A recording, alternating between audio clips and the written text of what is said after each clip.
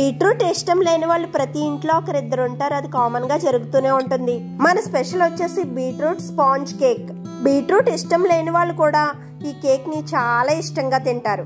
చేసుకోవడం కూడా చాలా సింపుల్ అండి. ఓవెన్ అవసరం లేదు, బేకింగ్ ట్రే అవసరం లేదు, మైదా పంచదార కూడా వాడకుండా నేను ఈ కేక్ ని ఎలా తయారు చేశానో చూసేద్దాం వచ్చేయండి. 10 నిమిషాల ముందు మీడియం ఫ్లేమ్ లో పెనాన్ని హీట్ చేసుకోవాలి. నేను ఇక్కడ చిన్న పావు కేజీ కుక్కర్ తీసుకున్నాను. కుక్కర్ కి నూనె అప్లై చేసి ఇలాంటి బటర్ పేపర్ ని వేసేసుకుని పక్కన పెట్టేసుకుందాం. జల్లెడలోకి 1 కప్పు గోధుమ పిండిని తీసుకోవాలి. ఇందులోనే పావు స్పూన్ బేకింగ్ పౌడర్, చిటికెడు బేకింగ్ సోడా వేసుకుని పిండిని పూర్తిగా జల్లించేసి పక్కన పెట్టేసుకుందాం. మీడియం సైజ్ ఒక బీట్రూట్ ని తీసుకోవాలి. పైన లేయర్ తీసేసి ముక్కలుగా చేసుకుని మిక్సీ జార్ లో వేసేసేయాలి. ఇందులోనే 1 కప్పు బెల్లాన్ని వేసి మెత్తగా మిక్సీ పట్టేసి పక్కన పెట్టేసుకుందాం. ఇప్పుడు ఒక గిన్నెలోకి 3 కోడిగుడ్లు అలాగే హాఫ్ స్పూన్ వెనిలా ఎసెన్స్ వేసేసి నొరగొచ్చేంత వరకు ఇలా ఈ విధంగా బీట్ చేసుకోవాలి.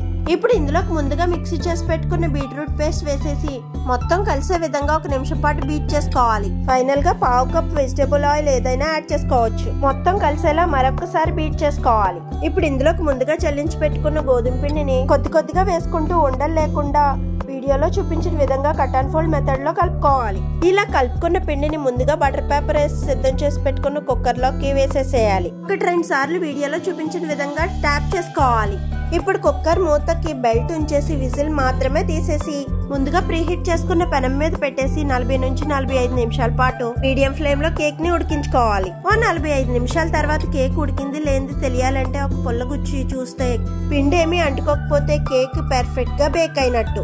ఇది కొద్దిగా చల్లారిన తర్వాత వేరే ప్లేట్ లోకి డిమోల్డ్ చేసుకోవాలి. అంతేనండి, బీట్రూట్ స్పాంజ్ కేక్ అయితే రెడీ. మనకు నచ్చిన షేప్ లో ముక్కలు కట్ చేసుకోవచ్చు.